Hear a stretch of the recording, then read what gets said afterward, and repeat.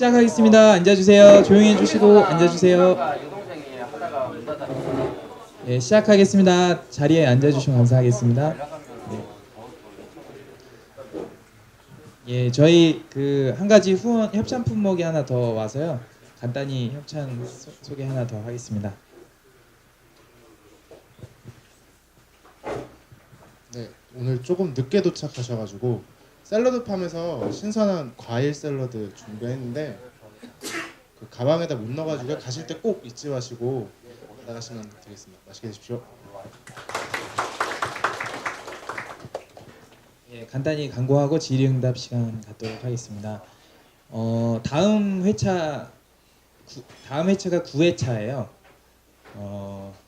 그 혹시 출석률이 다 좋으신 거죠? 예.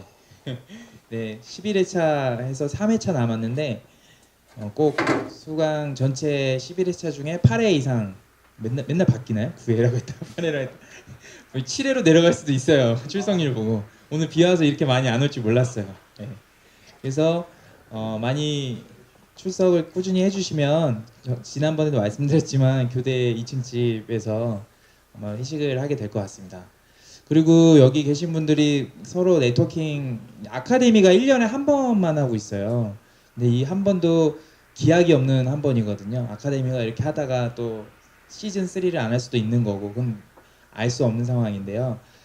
저희가 FC 바로 세우려나 그러니까 아카데미 시즌 1 했을 때 이제 그 수강생들과 이렇게 네트워킹을 하지 않았었고 지금 아카데미 시즌2는 여기 계신 분들이 그래도 매일매일 같은 자리에 출석하시는데 서로 좀 더 알아가면 좋지 않을까 해서 이분들을 좀 그룹핑하는 부분이 필요하지 않나 이런 걸 생각 중이에요. 크게 도움이 되지 않을지 모르겠지만 그런 부분이고요. 교대 2층 집에서 회식을 하면서 더 친해지는 시간이 되기를 바라고요. 하게 되면 혹시 교대 2층 집 어디 매장인지 혹시 알 수 있나요? 예.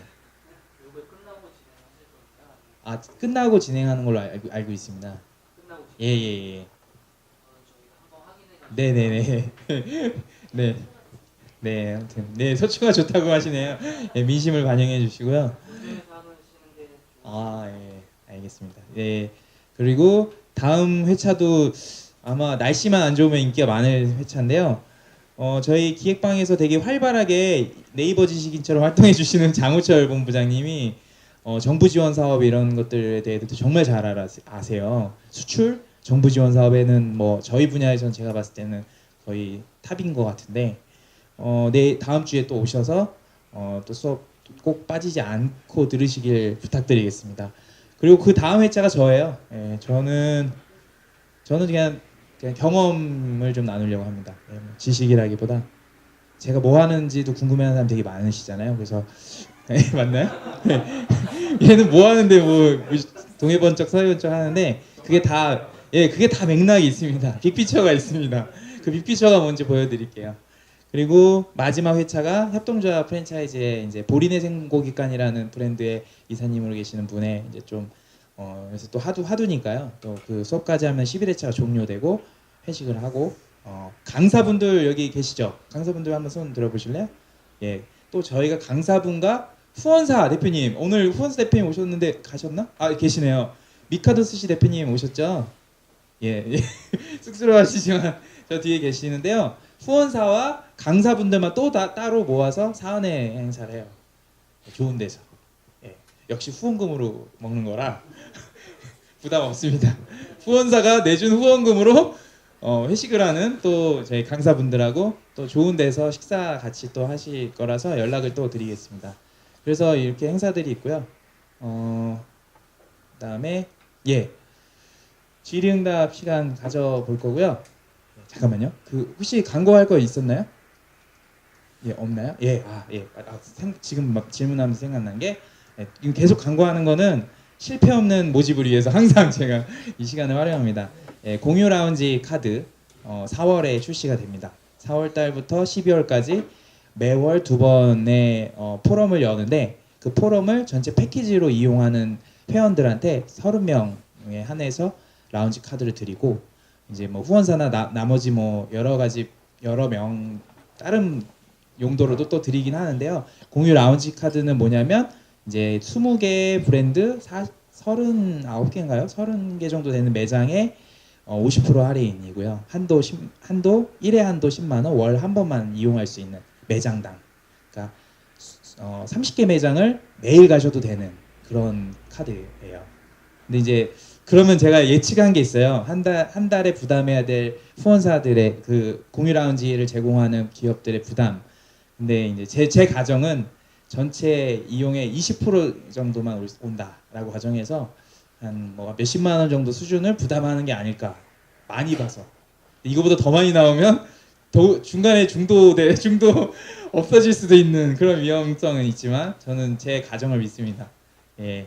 그래서 공유 라운지에 많은 분들이 이렇게 협조해 주셔서 좋은 라운지 카드 같은 이런 멤버십 카드가 나오니까요. 그것도 이용하시면 좋을 것 같습니다. 아, 예. 맞습니다. 그걸 내가 깜빡 잊어서 기억력이 안 좋아요. 프로젝트가 작년에 정말 활발하게 많이 있었어요. 여러분들 기억하실지 모르겠지만 브런칭이라는 팟캐스트 프로젝트 대표님들과 토요일 오전에 하는 브런칭 프로젝트가 있었고 단골이셨죠? 단골이셨고 저기 그 글라이더라고 후원을 1,000원씩 처음에 10,000원씩 하다가 나중에 안 되겠다 싶어서 1,000원씩 하던 글라이더 최성현 대표님 계셨고 예. 그런 브런칭 팟캐스트가 있는데 시즌 1이 종료됐어요. 몇 분의 대표님이 다녀가셨고 그때보다 제가 그때는 누구 도움을 받으셔서 섭외를 그 절반은 누구 도움을 받아서 했는데 그 사이에 제가 대표님들을 그래도 친하진 않지만 안면들이 생겨서 오히려 이제 섭외가 더 쉬워지는 상태예요. 그래서 브런칭 시즌 2를 할 거고 PM을 뽑고 있습니다. 예, 그 프로젝트를 같이 할 사람들을 전체를 뽑는 게 아니라 먼저 해당 프로젝트의 PM 총괄을 하실 분들만 뽑고 있어요. 그래서 브런칭 시즌 2가 있고 프랜차이즈 IR이라고 브랜드를 홍보하는 이제 가맹 점주님들한테 도달될 영상을 그러니까 IR 활동 영상을 겸한 프랜차이즈 IR도 시즌 2를 해요. 그래서 영상을 찍어서 저희 유튜브에 올려서 예비 가맹점주님들이 볼 수 있는 어떤 콘텐츠로 쓰는 거고요. 더 잘 만들 수 있는 방법이 뭘까를 구상할 예정이고요. 실제로 가맹 계약으로 이뤄진 케이스가 있는데 그게 저희의 유일한 포트폴리오입니다. 지사 계획도 아마 그런 걸로 많이 됐을걸요. 모르긴 몰라도 토스트럭 보고 있나 영상? 아마 다 여기 네트워킹에서 영업도 되고 가맹도 되고 다 그러셨을 거예요. 이게 저희가 회사가 아니다 보니까 이거를 어필하지 않았을 뿐이지. 그래서 꼭 프랜차이즈 IR 프로젝트도 참여하시면 좋을 것 같고 그 다음에 웹앱. 웹앱은 좀 이지한 이제 프로젝트예요. 그러니까 딱 쉽게 말하면 그냥 독립 매장 운영하시는 분들, 저희 포럼 내에도 물론 개인 매장 운영하시는 사장님들 계시는데 사전에 그걸 다 모집 받아서 월에 2번 정도인가요? 그래서 매번 멤버를 달리해서 그 매장에 방문하는 거예요. 프랜차이즈 종사자들이 개인 매장에. 이걸 하게 된 배경은 프랜차이즈 종사자들과 개인 매장 운영하는 사람들, 저희 가맹점주님들이 아닌 분들과의 어떤 교류를 할 기회는 없잖아요. 개인 매장 운영하시는 분들이 프랜차이즈를 하는 게 아니니까요, 당연히. 그런 접점을 마련해서 우리 프랜차이즈 공유 FC가 이런 프랜차이즈가 아닌 개인 매장을 하시는 분들과도 이렇게 교류하고 지식을 나눌 수 있고 밥도 얻어먹고 그런 아주 좀 편안한 자리예요. 뭐 가서 막 QSC 하듯이 하는 건 아니고요. 그냥 서로 편하게 얘기하는 거고요.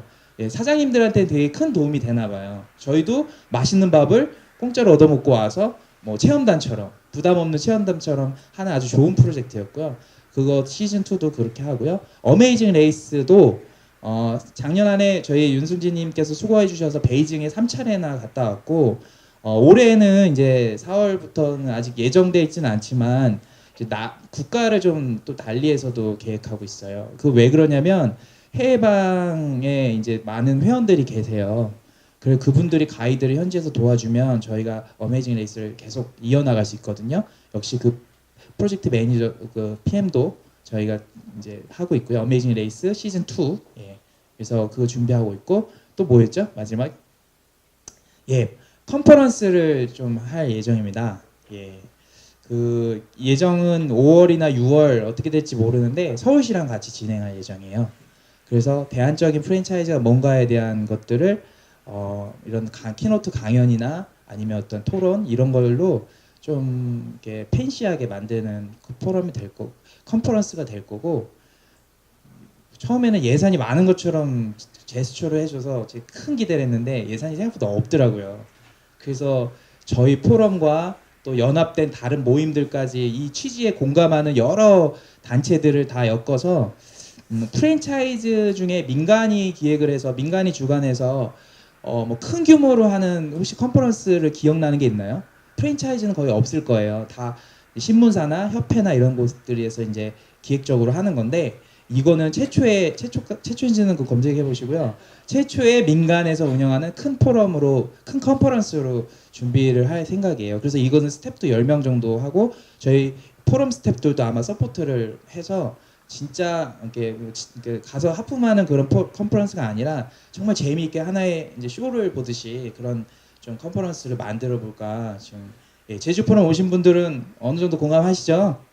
예, 믿으실 거라 믿습니다. 그래서 그런 컨퍼런스를 열어서 프랜차이즈 종사자들이 부끄럽지 않은 그런 컨퍼런스.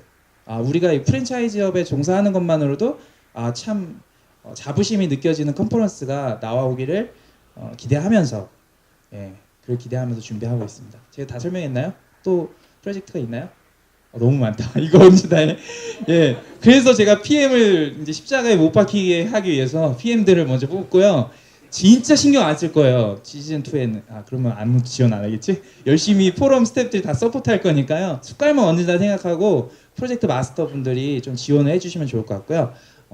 꼭 지원 부탁드리겠습니다. 저기 너무 설명이 길었는데 저희 질의응답 시간 가져보겠습니다. 질문 있으신 분 손 들어주면 제가 사전 질문부터 답을 하는 건가요? 네. 제가 미리 질문지를 드렸었죠. 몇몇 분들이 보시는 바와 같은 질문을 해주셨어요. 일단 첫째, 중국의 선진화된 ICT 인사이트를 가지고 한국 프랜차이즈 업계에 활용할 수 있는 방법. 근데 저는 그렇게 생각합니다. 제가 중국에 있다가 한국에 오니까 굉장히 불편하다라고 말씀을 드렸죠. 저는 분명히 한국도 이런 불편함 때문에 말씀드렸던 그 많은 변화들이 일어날 거라고 생각합니다. 그리고 거기에 대한 확신을 갖고 있습니다. 근데 그게 정도가 빠르거나 느리거나의 차이겠죠. 왜냐면 누군가는 해외에서 저처럼 중국에서 경험한 사람이 여기서는 이렇게 편한데 왜 여기는 불편한 거야 라고 하고 가지고 올 수가 있습니다. 근데 저는 그러한 변화 앞에 기회가 있다라고 생각합니다. 특히나 이러한 신규 서비스들은 시작할 때는 유저를 모으기 위해 낮은 비용으로 사용할 수가 있습니다. 그러면 여러분들께서는 어떠한 서비스가 새로 시작하는 서비스인가, 그리고 그 서비스를 이용하는 제가 본 것들은 중국에 있는 프랜차이즈들이 그러한 서비스들을 먼저 사용해서 성공시킨 사례가 굉장히 많습니다. 아까 보여드렸던 그 수웨이 같은 서비스는 일본에 있는 요시노야라는 이제 프랜차이즈가 먼저 도입을 해서 굉장히 매출을 많이 올린 케이스거든요. 그렇기 때문에 항상 주변에 어떠한 변화가 있는지 잘 관찰하시다가 그런 서비스가 왔을 때 먼저 이용을 해라 라고 말씀드리고 싶고요. 그리고 이거는 약간 오프더레 그리고 곧 머지않은 미래에 그런 것들이 한국에서도 많이 활발하게 사용이 될 것입니다. 제가 말씀드린 이 서비스들이 젊은 사람들만 쓰는 서비스들이 아닙니다. 배달, 공유 자전거, 스웨이 서비스 이런 것들 일반 사람들이, 왜냐하면 말씀드렸다시피 이 전자결제 서비스는 남녀노소 할 것 없이 요새는 현금과 카드를 받지 않습니다. 그렇기 때문에 다들 쓰는 서비스인데 여기에 연동된 서비스이기 때문에 남녀노소 할 것 없이 편안하면 사용하게 되어 있습니다. 그렇기 때문에 우리에게도 곧 다가올 미래다라고 생각하시면 되겠습니다. 그리고 두 번째는 이제 중국 진출 성공을 위한 가이드라인. 제가 이걸 알면은 제가 성공했겠죠. 일단은 제가 봤을 때 지금 중국에서 성공한 케이스가 거의 없다라고 저는 생각합니다. 한국에 진출한 그 수많은 대기업들이 중국에 가서 제대로 성공한 케이스, 자본을 그렇게 투여하고 똑똑하다는 사람 다 가서 했지만 성공한 케이스를 거의 손에 꼽힐 정도로 찾을 수가 없죠. 일단 그렇게 된 이유는 제가 경험을 했을 때는 일단은 모든 사업이 다 마찬가지다시피 사람 누가 하느냐가 가장 중요하지 않습니까? 말씀드렸다시피 제가 봤던 많은 케이스들이 중국을 제대로 알지 못하는 사람들이 가는 경우가 굉장히 많습니다. 특히 외식업에 있어서는 마찬가지죠. 외식업에서 전문 경영인을 뽑아갖고 운영하는 회사 많지 않지 않습니까? 그러다 보니 이제 자기 친척이라든지 뭐 자기가 믿을 만한 사람을 중국으로 보내놓으면 이제 중국에서 이제 뭐 나름 열심히 하겠죠. 나름 파이팅 갖고 하는데 중국을 이해하지 못한 상황에서 이것저것 하다 보니까 돈을 까먹고 돌아오는 경우가 훨씬 많고 이제 뭐 설빙의 예처럼 처음에 상표 등록을 안 해서 그렇게 베끼임을 당하는 경우도 많고 저는 사람이 중요한 것 같다라는 게 첫 번째고 두 번째는 지금 중국은 상당히 빠르게 변하고 있는 상황이고 저는 이 변화 속에 기회가 있다라고 생각합니다. 제가 메이탄에서 초청하는 그 회의 파티죠. 파티에 가서 제 옆에 있는 사람한테 물어봤는데 그 사람이 이제 배달 전문으로 하는 브랜드였는데요. 그 브랜드가 3년 만에 매장을 1,500개를 냈답니다. 이게 좀 말이 안 되는 거라고 생각해요. 3년 만에 1,500개로 확장을 했대요. 어떻게 했냐? 걔네가 확장한 방식이 제가 말씀드렸다시피 중국의 배달 프로세스는 한국보다 훨씬 복잡하기 때문에 배달을 운영을 대행해주는 업체, 배달을 대행해주는 업체가 아니라 배달 플랫폼 운영을 대행해주는 업체가 있다고 그러지 않습니까? 그 업체가 그 플랫폼 운영에 대한 노하우를 가지고 기존에 있던 매장들을 어떻게 보면 간판가리라고 하는 거죠. 그런 식으로 영업을 해서 순식간에 이제 확장을 하고 사실 매장이 많을수록 거기에 참여할 수 있는 프로모션이 많거든요. 그런 식으로 순식간에 이제 규모를 늘린 케이스가 있더라고요. 우리나라도 좀 충분히 나올 수 있을 것 같습니다. 그러니까 기존의 매장 중에 이제 온라인 노하우가 많지 않은 매장도 끌어들일 수가 있겠죠. 중국에 이런 케이스가 굉장히 많습니다. 특히 찐바이완이라는 그 중국에 원래는 카오야 전문점이 있는데 중국 음식 전문점인데 거기가 이런 식으로 영업을 하더라고요. 뭐 어쨌든 이러한 변화 속에 저는 기회가 있기 때문에 이 변화를 잘 이해하고 포착을 해서 선점하는 게 중요하다라는 거 다시 한번 말씀드리고 싶습니다. 그리고 중국에서 벤치마킹하면 성공할 것 같은 브랜드 베스트 3. 이미 앞서 말씀드렸던 하이디라오는 이제 한국에도 하이디라오가 홍대, 강남 이제 들어와 있죠. 근데 사실 실제로 가서 그 서비스를 느껴보면 어떻게 이렇게 서비스가 가능할까라고 할 정도로 정말 제가 매번 갈 때마다 그 놀람의 정도가 경신되는. 그러니까 왜 그러냐면 사실 제가 그 기업의 기업 철학은 손님이 왕이 아니라 종업원이 왕이다라는 기업 철학을 갖고 있어요. 그 CEO가 장훈이라는 CEO인데 굉장히 유명합니다. 종업원이 왕이고 대졸 사원보다 높은 연봉을 주고 그 사람이 마음대로 쓸 수 있는 그런 권한을 그 구역별로 권한을 줍니다. 그러다 보니까 직원들이 정말 그 문화 자체가 이 회사를 나의 것으로 생각하고 최선을 다해서 서비스를 합니다. 제가 정말로 한국이나 기타 해외에서 한 번도 느껴보지 못한 서비스가 이제 중국의 그 업체를 통해서 경험을 해봤는데 가 보시면은 왜 여기 이 넓은 매장에 항상 웨이팅이 쓰는지를 이해하실 수 있을 것 같습니다. 이 중국의 최대 외식 기업 하이디라오 경험해 보시면 좋을 것 같고 두 번째 말씀드렸다시피 시베이 요멘춘이라는 기업이 이제 굉장히 빠릅니다. 앞서고 있고 굉장히 뭔가 마케팅이라든지 그런 스마트 매장이라든지 그런 점을 굉장히 앞서가면서 하고 있기 때문에 또 맛도 있습니다. 여기 가셨던 분들이 많이 있는데요. 아마 한국 사람 입맛에 잘 맞고 서비스, 뭐 QSC, 뭐 마케팅 정말 인정받는 그런 브랜드이기 때문에 그 시베이 요멘춘 꼭 가보시라고 말씀드리고 싶고 그리고 나머지 한 개는 사실 너무나 많습니다. 너무나 많기 때문에 한 가지를 꼽기가 굉장히 어려운데 사실 아이템에 따라 좀 다를 것 같아요. 뭐 양루찰 기업이라면 헌주 이첸 양루찰이라고 아주 오래전에 양고기라는 뜻의 점이 있는데 거기에 인테리어가 진짜 뭐 미래에서 이제 과거에서 석기 시대 뭐 불 때는 것부터 시작해서 미래까지 이어지는 듯한 그런 쭉 인테리어를 해놨어요. 그래서 동굴에서 내가 양꼬치를 구워 먹는 그 느낌과 이제 미래 이제 은하철도 999처럼 그런 데서 딱 가보시면 공간 자체가 주는 저에게 느낌이 굉장히 압도적이라고 느껴지고요. 특히 카페 중에 최근에 복합 매장이라고 하죠. 아까 소개해드렸던 트라이브라는 올가닉 카페 같은 경우는 제가 요새는 그 무지 그 외식 공간도 생기지 않습니까? 그런 식으로 중국은 이런 오프라인 공간과 온라인을 연동할 수 있는 그런 출입문이랑 QR 코드가 너무 잘 돼 있어서 제가 이 공간에 오면 이 브랜드가 말하고자 하는 것들, 그 커뮤니케이션을 그대로 받을 수 있고 또 그 온라인상에서 느낄 수가 있습니다. 근데 이런 거를 잘 구현하고 있는 것이 그 트라이브라는 것이고, 들어가 보면은 말씀드렸다시피 단순히 샐러드뿐만 아니라 뭐 이 샵에서 판매하고 있는 많은 것들, 그리고 그 활동들 등등, 앞으로 저는 개인적으로 생각하기엔 어떻게 보면은 기존에 있던 많은 브랜드들이 이 외식과 결합을 해서 자기네 브랜딩을 강화하는 이런 복합 멀티샵들이 많이 생길 것 같다. 그리고 중국은 이미 그런 멀티샵들이 생길 수 있는 환경을 가지고 있다라고 생각하시면 될 것 같습니다. 그리고 식기수거 세척 배송 사업의 중국 진출 가능성인데요. 제가 이걸 잘 몰랐는데 집에 가서 오늘 저희 와이프한테 물어봤습니다. 와이프가 중국 사람인데 이 식기수거 세척 사업이 아주 오래전부터 중국에 있었더라고요. 이제 제 기억을 더듬어 보니까 제가 예전에 대학생 때 지금으로부터 한 8년 전에 이제 거기서 유학을 할 때도 어느 매장에 가면 보시는 바와 같이 이 식기들이 포장되어 있더라고요. 생각해 보니까 이 포장되어서 오는 게 이 기업에서 하는 게 아니라 어디서 받아오는구나 라는 거를 이제 기억을 더듬어서 생각해 낼 수 있었는데요.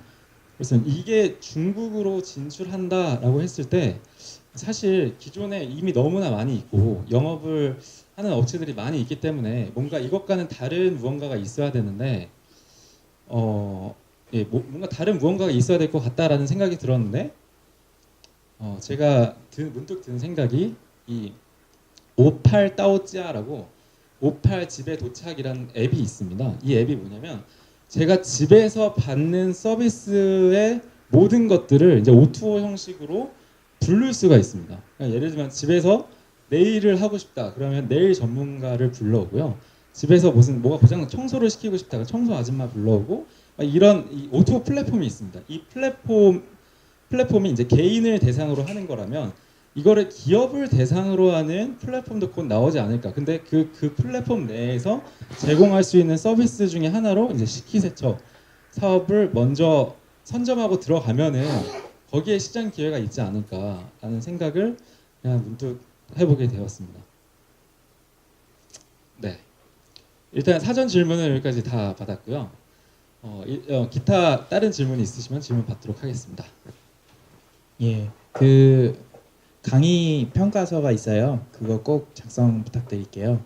예, 그래서 단톡방에 공유한 상태거든요. 그래서 꼭 작성 부탁드리겠습니다. 예, 그리고 혹시 질문 있으실까요? 네. 네, 강의 잘 들었습니다. 그 궁금한 게 아까 QR 코드 중국에서 활성화된 거를 봤는데 사실 QR 코드 관련해서 저도 이제 개발을 하고 있기 때문에 한 7, 8년 전에 관련해서 개발을 해봤어요. 문제는 사람들이 안 써요. 근데 이게 그 문화 차이가 있다고 생각하는데 우리나라 사람들은 그 QR 코드를 안 받아들인 거고 중국 사람들은 그걸 받아들인 건데 이 차이가 어떤 거에서 왔는지 혹시 마케팅하는 사람으로서 좀 생각해 보신 게 있는지 궁금합니다. 일단 QR 코드가 맞습니다. 사실 중국보다 한국이 더 빨랐어요. QR 코드 사용이. 근데 그게 뭐 열풍처럼 쭉 올라갔다가 점점 사람들이 안 쓰기 시작했죠. 그런데 일단은 전 QR 코드가 중국에서 확산될 수 있던 이유가 사실 위챗, 이 텐센트라는 기업이 중국 사람들의 이 습관을 바꾸기 위해서 투입한 돈이 어마어마합니다. 그러니까 아까 말씀드렸다시피 이 결제 습관을 바뀌기 위해서 사람들한테 직접적으로 페이백을 줬어요. 그리고 페이백을 준 서비스를 한 6달 동안 이용하다 보니까 다 사람들이 그걸 쓰게 된 거죠. 저가 생각하기에는 사실 그걸 할 수 있는 사람은, 할 수 있는 기업은 카카오톡, 우리나라로 치면 카카오톡이 굉장히 중요하다고 생각합니다. 카카오톡의 역할. 카카오톡의 지금 롤모델이 위챗이거든요. 텐센트거든요. 점점 그렇게 바뀌어가고 있습니다. 그러니까 카카오톡이 위챗을 따라서 기능들을 만들어 가고 있어요. 그러니까 얼마 전에 카카오뱅크가 나왔죠. 사실 중국에서는 3년 전부터 있었던 그런 기능인데 저는 그때 카카오뱅크가 나왔을 때 어떻게 이렇게 늦게 나올 수가 있지? 라고 깜짝 놀랐었는데요. 최근에 이 QR코드의 중요성을 알고 카카오톡에서도 QR코드를 사용하기 쉽도록 그 스캔하는 기능이 있지 않습니까? 스캔하는 기능을 카카오톡의 전면에 내세우고 있어요. 근데 아마 여기서 카카오톡 통해서 QR코드를 스캔해 보신 분 혹시 있으십니까? 예, 한 분, 두 분밖에 없죠. 근데 그 위챗이 어떻게 바꿨냐면 이 QR코드를 사용할 수 있는 버튼 자체를 앞으로 뺐습니다. 그래서 내가 이 버튼 한 개만 누르면 바로 스캔을 할 수 있게 만들었고요. 근데 지금도 사실 카카오톡도 위챗과 똑같이 그 스캔하는 기능을 앞단으로 빼놨습니다. 아마 모르실 거예요. 지금 채팅창에서 플러스 버튼 있는데 플러스 버튼 누르면은 QR코드 스캔이 있어요. 근데 이게 이전엔 없었습니다. 근데 최근에 이제 그쪽으로 넘어갔다라고 보고요. 그리고 사실 오프라인 공간에 이 결제 시스템을 까는 거는 이 위챗 그리고 카카오톡의 역할이 굉장히 중요합니다. 카카오톡이 오프라인 공간에 QR코드를 결제를 할 수 있는 그런 단말기 혹은 QR코드 결제 그거를 깔아야지 사람들이 사용하기 시작하는데 이건 오픈 더 레코드 제가 그래서 그렇게 생각하고 있습니다. 왜냐하면 그렇게 갈 수밖에 없기 때문에. 제가 한 가지 말씀드리면요. 다 안 써보신 것 같은데 지금 카카오페이가 지금 저하고 똑같이 QR을 찍으면은 이제 그 기능들을 지금 테스트를 하고 있어요. 그러니까 얼마 전에 그 온라인 마케팅 관련된 강의를 갔더니 거기 책을 팔잖아요. 그러니까 QR 코드 딱 해서 제가 딱 찍으면은 카카오페이에서 오케이 누르면은 책값이 그 사람한테 그 저자한테 이제 갈 수 있게 그런 걸 했더라고요. 그래서 서서히 지금 도입해서 하는 것 같아요. 카카오페이가 똑같이 지금 따라가려고 하는 것 같고요. 근데 이제 워낙 이제 신용카드라든지 다른 결제 수단 무슨 페이가 잘 돼 있다 보니까 이제 잘 안 쓰는 것 같아요. 저도 보면은 제일 많이 쓰는 게 티페이를 제일 많이 쓰거든요. 근데 아마 이제 저 카카오톡에서 계속 전면으로 돼서 하면은 조만간 카카오가 다 잡지 않을까 싶긴 해요. 그래서 이제 지금 몇 군데들은 계속 그거를 지금 갖고서 그렇게 테스트를 하시더라고요. 카카오 주식 있습니다. NH 엔터라고 또 페이 주식도 있습니다. 혹시 또 질문 있으신가요? 예. 네, 강의 잘 들었습니다. 그 강의 내용 중에서 그 M 회사 같은 경우에는 상해법인하고 국경법인 이렇게 나와 있는 것 같더라고요. 그런데 지금 또 국내에서 이제 그 마스터 프랜차이즈 계약하는 경우가 최근 많이 늘어나고 있는데 많은 가맹본부가 고민되는 게 어떤 성 단위로 계약을 체결할지 전체로 계약을 체결하는 게 좋은지 워낙 큰 땅이다 보니까 좀 고민하는 경우가 많은 것 같습니다. 경험자로 대한민국의 외식 프랜차이즈 외식이 아니라 가맹본부가 어떤 계약을 체결할 때 어떻게 진행을 하는 게 좀 좋은지 또 주의사항이 있다라고 하면 어떤 부분이 있는지 말씀해 주시면 고맙겠습니다.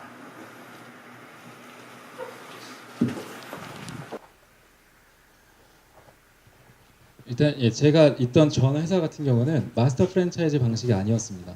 베이징 법인 같은 경우는 여러분들 아실지 모르겠지만 2000년부터 중국에 진출해서 있었습니다. 그만큼 이제 회장님의 선구안이 있었는데요. 어쨌든 중국에 진출할 때 독자 법인으로 이제 모든 자본을 투자를 해서 세웠습니다. 근데 계속 안 됐죠. 몇십 년 동안 계속 안 되다가 상하이 쪽에 합자 법인으로 이제 중국에 있는 부동산 기업과의 합자를 잘했는데 그 합자가 이제 쇼핑몰들을 많이 갖고 있었습니다. 쇼핑몰에 좋은 위치에 들어가니까 좋은 아이템이었기 때문에 폭발을 했죠. 그래서 2014년부터 굉장히 잘 나가면서 지금 밑에 상해 법인 같은 경우는 직영으로 확장을 하고 이제 북경 법인 제가 있던 법인 같은 경우는 가맹으로 이렇게 확장을 했습니다. 근데 일단 마스터 프랜차이즈를 말씀을 드리자면 그거 같아요. 4년 전에 이제 우리나라의 카페 브랜드들이 중국으로 진출을 할 때 마스터 프랜차이즈 방식을 엄청 많이 썼습니다. 그래서 카페베네라든지 카페베네가 있는지 모르겠죠. 어쨌든 제가 알기로는 망고식스라든지 그런 데가 성 단위로 판매를 했었거든요. 그래서 성 단위로 5억, 10억 이런 식으로 판매를 했었는데 근데 중국 사람이 그렇게 경험을 했습니다. 그때는 전혀 몰랐어요. 그러니까 일단은 한국게 좋다라고 생각했고 한국의 시스템이 있겠지라고 해서 5억 단위로 성으로 샀는데 지금은 결과가 어떤지 아십니까? 지금 마스터 프랜차이즈로 들어온 업체들 중에 관리가 제대로 되고 있는 업체 하나도 없고요. 다들 카페베나 특히 그런데 짐 싸서 그냥 야반도주를 했습니다. 그러니까 그게 굉장히 한국 프랜차이즈에 대한 인식을 나쁘게 만들었어요. 근데 그러니까 그 사람들이 한번 경험을 한 겁니다. 내가 아무것도 모를 때 돈은 있는데 뭔가 해외 브랜드 갖고 오고 싶어. 그래서 한 개 성 단위로 살 수 있대. 그래서 샀죠. 돈 있는 사람이 샀죠. 근데 5년 지나니까 결과가 다 이제 노출이 된 겁니다. 아, 얘네는 이렇게 사면은 이제 관리 안 해주고 뭔가 개발 안 해주고 그리고 이제 이렇게 되면은 아, 이 브랜드 자체가 점점 안 팔리는구나. 그래서 최근에 마스터 프랜차이즈로 그런 경험들이 있기 때문에 그렇게 잘 안 살려고 합니다. 일단 팩트가 그거고요. 그렇게 잘 안 살려고 하는 게 첫 번째고 그리고 사실 마스터 프랜차이즈라는 개념 자체가 내가 투자가 없이 로열티를 받겠다는 개념이거든요. 반대로 생각해 보면 만약에 우리나라에서 사업을 하는데 제가 외국에서 정말 유명하다는 브랜드가 있습니다. 근데 이 브랜드를 한국으로 갖고 온대요. 만약에 정말 막 뭐 쉑쉑이나 뭐 인앤아웃버거가 아닌 이상 대부분의 사람이 모르지 않습니까? 근데 여기서 요구를 하는 게 나한테 5억을 주고 이 브랜드를 사용할 수 있는 권리를 갖고 가라. 반대의 입장에서 어떻게 생각이 드십니까? 아, 너희가 우리 한국에 와서 뭐 개발을 해줄 거야? 아니면 마케팅을 해줄 거야? R&D를 해줄 거야? 이런 거 없이 그냥 우린 브랜드 여기 있으니까 너희가 와서 돈 내고 갖고 가라. 이런 태도가 지금 한국과 똑같다고 생각합니다. 저는. 그러니까 실제로 중국을 모르기 때문에 마케팅 할 수 없고요. 메뉴 개발은 뭐 여기서 할 수 있겠죠. 근데 어쨌든 브랜드를 가져가되 돈을 내고 갖고 가라 이런 심보로 가만히 앉아서 가만히 있는데 과연 어떤 바보가 와서 이 브랜드의 그 가치를 인정해줘서 사갈 수가 있을까요? 그냥 사람이라면 반대로 생각해보면 좀 간단한 개념인 것 같습니다. 그래서 만약에 마스터 프랜차이즈 주기 위해서는 사실 마케팅 그리고 R&D는 본사 그 현지에 있어야 됩니다. 뭔가 로열티 수익을 얻고 계속 뭔가를 얻기 위해서는 계속적인 지원을 현장에서 해줘야 됩니다. 그래서 저는 개인적으로 마스터 프랜차이즈 방식은 사실 마스터 프랜차이즈가 중국 사람이 할 때 이 브랜드가 더 잘 된다는 개념이거든요. 근데 꼭 그렇지도 않습니다. 제가 어떤 모 기업에 있는데 모 기업이 마스터 프랜차이즈로 이제 중국에 진출을 해서 이제 그 기업과 얘기를 나눠봤는데 실제로 중국 시장의 변화에 대해 빠르게 대처하지 못하는 기업이더라고요. 그래서 과연 잘 될 수 있을까라는 좀 의문이 들었는데 꼭 중국 사람이라고 해서 중국 시장을 잘 아는 거 아니라고 생각하고 싶고 정말 좋은 프랜차이즈 파트너를 만나는 게 중요한데 그런 파트너를 만나길 기대하는 거는 가만히 앉아서 감 떨어지게 기다리는 것과 마찬가지이고 그렇다면은 뭔가 투자를 해서 적어도 리스크를 지어가면서 해야지 뭔가 얻는 게 있지 않나. 사실 미스터 피자가 2014년에 되게 잘 됐다고 이제 언론에 노출이 많이 됐는데 그렇게 된 이유가 그 직영점이 진출해 있었습니다. 이제 독자 법인으로 갖고 있는 상황에서 투자를 많이 했죠. 그 기반을 갖고 있는 상황에서 다른 성을 팔게 되었고 그렇기 때문에 이 직영점에서 사람을 파견을 보내갖고 관리를 할 수 있었고 그렇기 때문에 매장이 그래도 우리나라에서는 꽤 많은 150개 매장까지 늘릴 수 있지 않았나.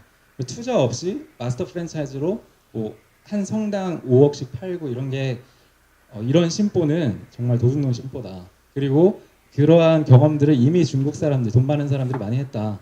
근데 웃긴 게 근데 그런 사람도 많습니다. 정말 아무것도 모르는 사람 중에 돈이 너무 많아갖고 그냥 내가 돈 5억 줄게 해줘 라는 사람도 정말 만에 한 명 있습니다. 그러니까 제가 이제 상담 오는 사람들 보면요, 중국 사람들 돈 정말 많은데 이제 이거 그냥 내가 맛있게 먹었어, 그냥 내고 싶어, 그냥 아무 딴 거 볼 거 없이 그냥 내줘 이런 사람도 있습니다. 근데 이런 사람이 과연 얼마나 될까요? 진짜로 돈이 많은 사람이. 어쨌든 그런 관점에서 마스터 프랜차이즈를 봐주시고 만약에 한국 기업이 중국에 진출하고 돈을 벌 생각이면은 어느 정도 투자를 해야 된다라는 거를 좀 말씀드리고 싶습니다. 그 중국에 마스터 프랜차이즈로 진출했는데 잘 관리하고 있는 후원사 피자엘볼로가 생각이 갑자기 나네요. 중국 아닙니다. 예, 혹시 또 질문 있으실까요? 예. 안녕하세요. 강의 잘 들었습니다. 그 아까 쯔푸바오에 대해서 조금 더 설명을 좀 듣고 싶습니다. 그 아까 찌푸바오를 잠깐 설명을 드렸는데요. 찌푸바오의 선불 카드 결제 기능입니다. 사실 이거는 말씀을 드려도 우리가 실제로 사용해 보지 않았기 때문에 그 개념을 이해하기 어려우실 수도 있어요. 근데 뭐 어쨌든 중국은 이제 찌푸바오나 이제 텐센트의 위챗 둘 중에 하나를 이용해서 결제를 합니다. 근데 이용하는 방식이 찌푸바오를 앱을 키면은 거기 스캔하는 기능이 있고 여러 가지가 있어요. 그 중에 이제 지갑 기능이 있습니다. 사실 이 지갑 기능은 예전에 아이폰에서 사실 이 기능을 개발을 시키려고 많이 노력을 했어요. 왜냐면 이 선불 카드 기능 때문에. 근데 실패했습니다. 근데 그 기능이 이제 찌푸바오 안에 들어와 있는 건데 어떤 형식이냐? 그러니까 사이버 지갑이라고 생각하시면 됩니다. 찌푸바오 안에 있는 사이버 지갑인데 제가 여기에 충전 카드를 뭐 2,200원 이렇게 충전을 해 두면은 제가 올 때마다 그거를 결제를 할 때 거기서 빠져나가게 되는 겁니다. 그래서 사실 이거는 빵집에서 많이 이용하더라고요. 그리고 효과도 사실 베이커리에서 가장 큽니다. 왜냐하면 베이커리는 자주 사고 소액으로 많이 결제하기 때문에 선불 카드 기능이 가장 효과를 보는 건 이제 베이커리라고 생각이 들고 그 프로세스가 그렇습니다. 그러니까 제가 매장에 도착했는데 이제 결제를 할 때 앱을 키고 앱 안에 있는 지갑에 들어가면은 카드가 여러 가지가 보이죠. 그 중에 카드를 눌러서 주면은 왜냐면 이걸 충전을 할 때 보통 30%의 이제 플러스를 줍니다. 10,000원이면 13,000원을 주는 거거든요. 그래서 이미 돈이 들어가 있기 때문에 충전 카드 선불 카드 결제 기능인데 다들 아시죠? 들어가 있기 때문에 그걸 계속 사용하게 되고 이제 그렇게 하다 보면 계속 그 매장을 방문하게 되죠. 근데 한국에서는 아마 이 기능을 만드는데 적은 돈이 들지 않을 거라고 알고 있습니다. 페이지 보면 선충전하는 거랑 비슷하게. 네, 똑같습니다. 그 선충전 기능을 찌푸바오 안에서 공짜로 할 수 있는 겁니다. 질문 또 있을까요? 네. 네, 강연 잘 들었습니다. 네, 중국이 참 그 O2O 서비스라던가 그런 ICT 기술이 정말 잘 돼 있다는 거를 볼 수 있었는데 저는 그 중국이 그런 것들이 가능하게 된 배경 중에 하나가 우리나라보다 또 인건비가 저렴하기 때문이 아닐까 좀 그런 생각이 들더라고요. 네, 실제로 우리나라에서도 그 쿠팡에서 쿠팡맨이라는 바로 당일 배송 서비스를 진행했는데 실제로 그런 인건비 부담이 돼서 실패한 케이스가 되지 않았습니까? 그래서 그런 부분에서 우리나라의 오토 서비스가 가능할까 할지 그리고 그 인건비 때문에 중국에서 인건비가 저렴하기 때문에 또 그런 서비스가 가능했던 거 아닌지에 대한 의견이 궁금합니다. 이 질문이 이제 중국은 그렇고 한국은 그러면 어떻게 해야 되는지에 대한 답을 내달라 이런 질문이거든요. 그래서 이거 되게 거의 마지막 질문스럽게 되게 중요한 질문이니까요. 폭넓게 한국의 대안책을 제시해 주세요. 제가 뭐 한국에 대한 맞습니다. 사실 중국은 인건비가 한국보다 싸죠. 그래서 배달 한번 하면은 평균적으로 들어가는 금액이 1,000원 미만입니다. 제가 배달 한 건당 그 배달원한테 들어가는 금액이 1,000원 이하거든요. 그러면 한국보다 훨씬 싸기 때문에 일단 사람이 많고, 그러니까 O2O의 기본 개념이 유휴 자원을 활용해서 뭔가 필요한 사람과 연결을 시켜주는 건데 일단 중국은 인구가 많기 때문에 많은 사람들이 이제 O2O 비즈니스를 이용하게 됐죠. 근데 제가 보니까 그 O2O 기업들이 일단 임금을 좀 많이 줍니다. 보통 그러니까 저희도 처음에 그 배달이 엄청 성장할 때 타격을 입었던 게 저희 매장에서 배달을 하던 직원이 배달하고 열심히 일하는 것보다 그 배달 O2O 업체에 들어가서 돈을 받는 게 훨씬 많다고 하더라고요. 그래서 초반에 이제 배달 인원들이 싹 빠졌습니다. 일단은 그 O2O 기업이 돈을 많이 준다라는 게 첫 번째고, 이제 중국은 플랫폼 비즈니스라고 하죠. 그러니까 중국의 전략은 뭐냐면 뭐 공유 자전거, 공유 충전기 다 공짜입니다. 공짜니까 급속도로 확산이 되죠. 그리고 이용하는 가격도 엄청 쌉니다. 예를 들면 자전거, 제가 자전거를 하루에 3번 이용했거든요. 평균적으로 제가 중국에 살면서. 근데 그럴 수 있었던 게 가격이 굉장히 싸요. 50원. 한 번 제가 이걸 열어서 30분이나 1시간 타는데 50원 듭니다. 우리나라 돈 50원. 그러니까 고객 입장에서는 너무나 싸게 편리하게 이거를 이용할 수가 있는 거죠. 근데 그게 왜 그런 기업들이 그 정책을 펼치냐면 플랫폼 비즈니스라고 해서 일단은 선점을 하는 겁니다. 내가 경쟁사들보다 유저를 엄청나게 모아서 그 유저들이 어느 정도 고정 고객이 되었을 때, 어느 정도 일정 수준이 올랐을 때 이제 거기에 광고를 붙이고, 예를 들면 공유 자전거도 마찬가지입니다. 공유 자전거가 사회적으로 문제가 많이 됐죠. 지금 중국에 너무 많아갖고 길거리에 진짜 발에 치이는 게 공유 자전거거든요.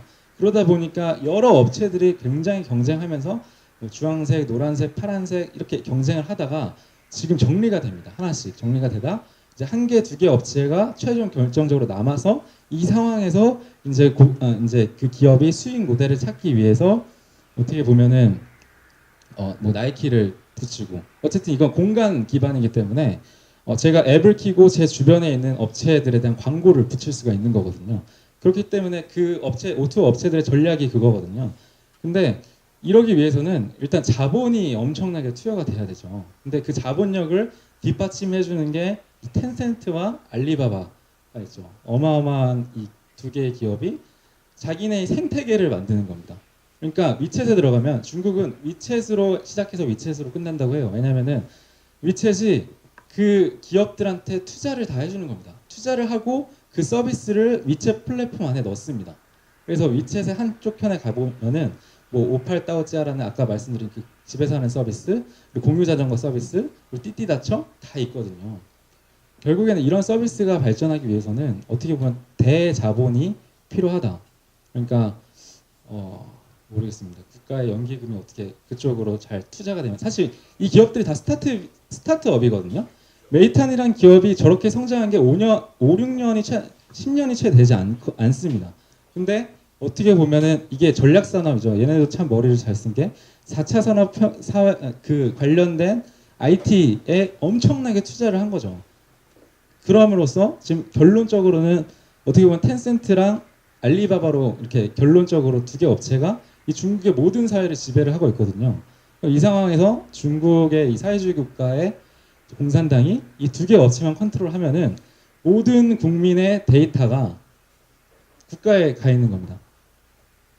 제가 아침에 일어나서 결제를 하고 이동을 하고 그 모든 것들을 위챗을 통해서 하거든요. 그 말은 위챗에 다 데이터가 남는다는 거거든요. 중국이 말하는 우리가 그 두려워하는 빅브라더 사회가 이제 중국에 있습니다.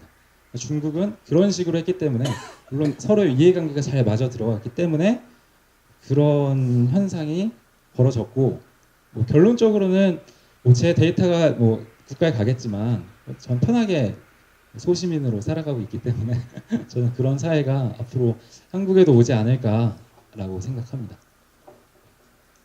마지막 질문 받아야 될 것 같습니다. 혹시 마지막 질문 해주실 분 계시나요? 예, 없으신가요? 예. 예.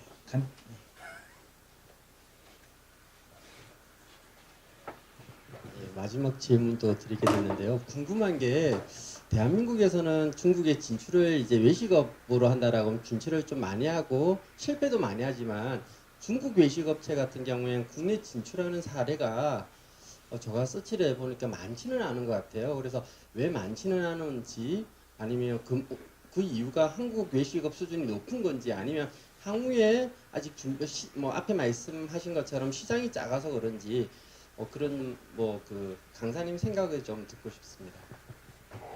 한국의 기업이 중국에 진출하는 거요? 진출을 많이 하는 예. 중국 업체는 우리나라에 진출을 많이 안 하고. 네네. 예. 그 마지막 질문에 이제 저 질문이랑 합쳐서 그 뭐 중국 기업들이 우리 한국에 진출 안 하시는 이유랑 또 조금 다른 질문이긴 한데, 한국에 이제 본인이 한국과 중국의 가교 역할을 하기 때문에 유도하지 마시고 한국 기업이 이제 중국에 갈 수 있는지, 가도 실패한 기업들이 너무 많잖아요. 근데 지금 가도 되는 건지, 가야 되는 건지, 가면 어떻게 가야 되는지, 그런 질문까지 포함해서 대답 부탁드리겠습니다. 일단은 첫 번째 질문에 먼저 답을 드리면, 아까 말씀드렸다시피 한국은 매력적이지 않습니다. 중국 사람들한테. 한국 사람들이 대단한 착각을 갖고 있죠. 이제 중국이 한국을 뭔가 우러러볼 것이다라는 이게 기본적인 저희의 사고라는 거를 저희는 일본과 중국보다 항상 앞서 있잖아요. 근데 중국 사람들 입장에서 제가 말씀드렸다시피 그 기업도 그렇게 생각합니다. 한국 시장 매력적인 시장이 전혀 아니고 그 시장에 집중할 바에는 우리 34개 성의 한 개 성만 얻자. 약간 이런 생각이기 때문에 사실 한국 진출은 그겁니다. 하이디라오가 한국에 진출했잖아요. 약간 그 하이디라오 회장이 잘은 모르겠지만 뭐랄까 나도 해외 진출했다. 한국에도 있다. 그러니까 한국 가라. 약간 이런 케이스가 아닐까. 왜냐면은 그 사람들 입장에서는 사실 한국 시장에 들어오려고 노력할 필요가 없는 게 자기네 자체만으로도 경쟁하기 바쁘고 그 메이탄의 그 대표가 저한테 한 말이 우리는 지금 으얼러마랑 바이두를 누르기에 바쁘다. 올해는 거기에 집중해야 된다라고 얘기를 했었거든요. 중국 사람 마인드가 일단 그렇습니다. 한국 시장의 매력이 없고 시장이 작기 때문에 들어오지 않는 거라고 생각하고 근데 뭐 앞으로는 어떻게 될지 모르겠죠. 근데 그런 것 같습니다. 현장에서 봤을 때는 그게 첫 번째고 그럼 한국 기업이 중국에 어떻게 진출해야 되냐 사실 저도 답은 모르겠습니다.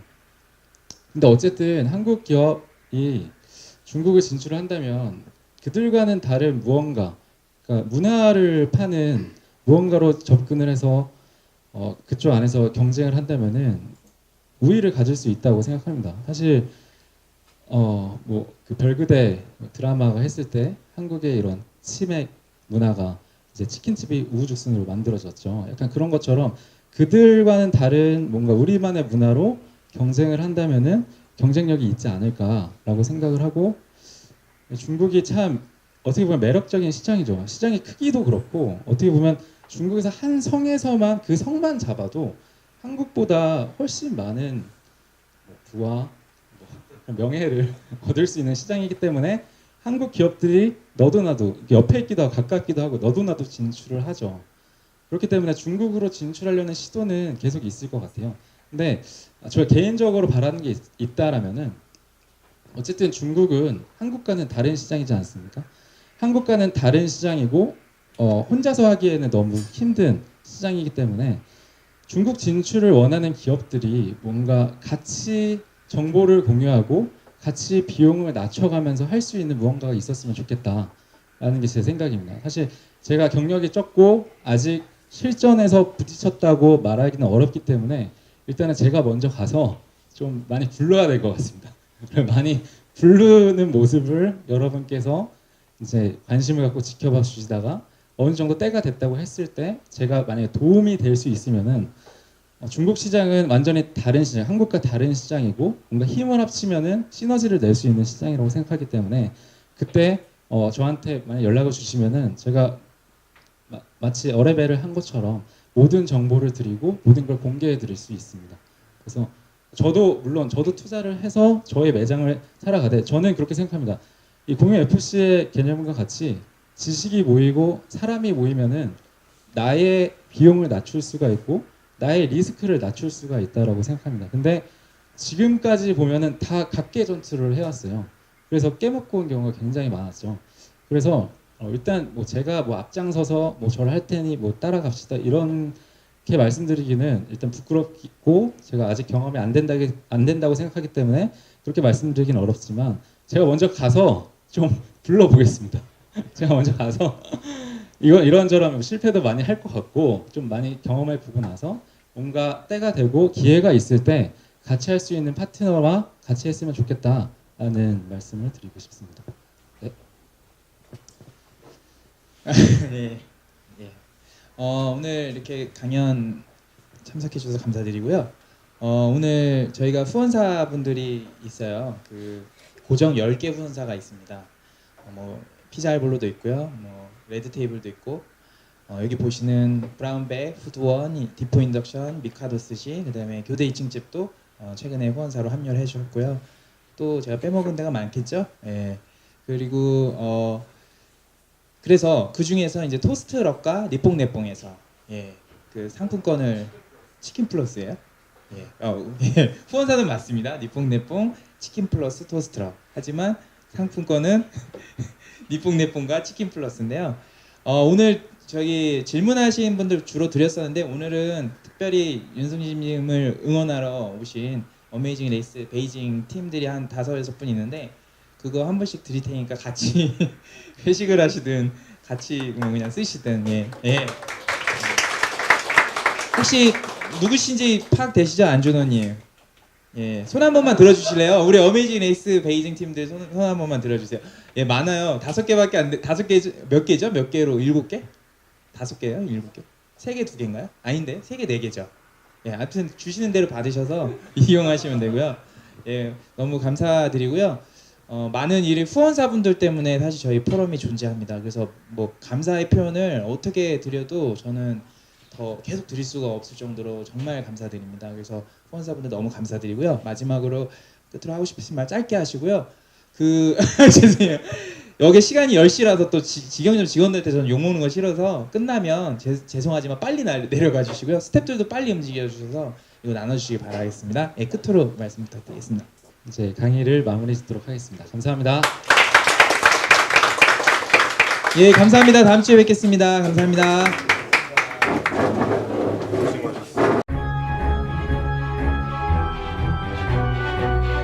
팬텀 프랜차이즈 팬텀 FC는 공유 FC 아카데미 시즌 2의 새로운 이름입니다. 이번 공유 FC 아카데미는 더욱 강력해졌습니다. 11명의 실무자 지식 나눔이 프랜차이즈 산업의 아름다운 지식 하모니가 되어 널리 퍼질 것입니다. 팬텀 FC는 프랜차이즈 시스템, 컨설팅, 점포 개발, 인테리어, R&D, 마케팅, 슈퍼바이징, 해외 마케팅, 정부 지원 사업, 협동조합 프랜차이즈, 전략기획 등 11개의 전문 파트로 나뉘어 2018년 초 여러분 곁을 찾아갑니다.